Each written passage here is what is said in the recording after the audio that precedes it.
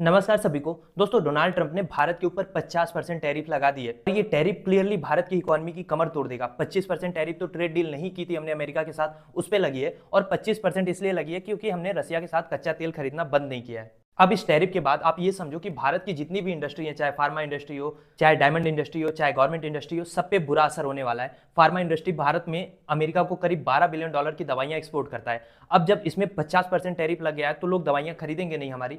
25 लाख लोगों को इस सेक्टर में काम मिलता है, उनकी नौकरियों का क्या होगा ये सोचने वाली बात है। सेम हालत डायमंड सेक्टर में भी है और टेक्सटाइल और गारमेंट सेक्टर तो सबसे बड़ा है। 4 करोड़ से ज्यादा लोग यहाँ पे काम करते हैं। $10 बिलियन का एक्सपोर्ट अमेरिका को हम करते हैं, इस पे बहुत ज्यादा रोक लगने वाला है। वियतनाम और बांग्लादेश जहाँ पे 20% ड्यूटी के साथ जो कपड़े जाएंगे, तो भारत के 50% ड्यूटी के साथ जो कपड़े जाएंगे उनको कौन खरीदेगा?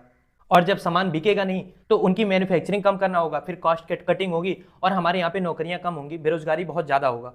और ये तो बस मैंने आपको कुछ मेजर सेक्टर बताएं, इसके अलावा machinery, auto parts, petroleum, chemical, marine product, सब में हालत बुरी होने वाली है। जब ट्रंप ने 25% टैरिफ लगाई थी तभी चंद्रबाबू नायडू ने कहा था कि ये उनके किसानों की कमर तोड़ेगा। तो अब आप सोच के देखो 50% पे क्या हालत होने वाली है। अब ये हमारी डिप्लोमेटिक फेलियर है कि Japan, UK, European union, Indonesia सब ने अमेरिका के साथ ट्रेड डील कर ली और अभी तक हमारी कोई ट्रेड डील नहीं हुई है।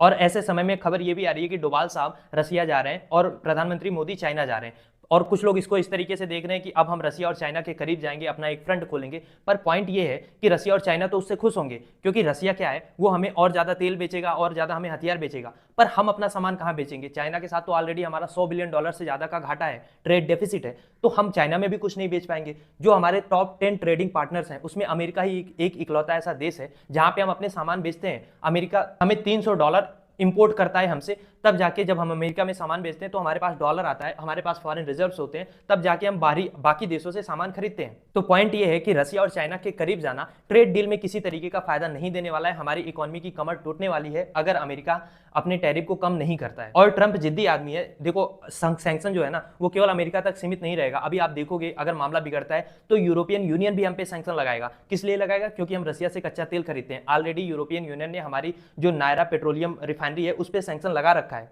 तो बहुत बड़ा रिपल इफेक्ट हमें देखने को मिलने वाला है। और अगर अमेरिका की बातें मान के हम उसके साथ ट्रेड डील करते हैं, अपना एग्रीकल्चर सेक्टर उनके लिए ओपन कर देते हैं, तो अमेरिकन जो डेयरी प्रोडक्ट्स हैं, जो कृषि के प्रोडक्ट हैं, वो हमारे किसानों की कमर तोड़ देगा। क्योंकि अमेरिकन किसानों को बहुत ज्यादा सब्सिडी मिलती है सरकार से और वो बहुत ज्यादा मजबूत है, उनके पास लैंड भी बहुत ज्यादा है। तो पॉइंट ये है कि अमेरिकन किसानों से भारतीय किसान बेचारा लड़ नहीं सकता, वो तो जीने खाने का ऐसे ही मोहताज है। तो हर तरफ से सरकार के लिए एक लूज लूज सिचुएशन है। डिप्लोमेसी का ये बहुत बड़ा फेलियर है। खैर, आपको क्या लगता है भारत सरकार इस सिचुएशन से कैसे निकलेगी? लिखिए अपनी राय कमेंट बॉक्स में। और इस टॉपिक का कंप्लीट वीडियो आप डायरेक्ट चैनल पे भी जाके देख सकते हैं, नीचे जो लिंक दिया है उस पर भी क्लिक करके देख सकते हैं।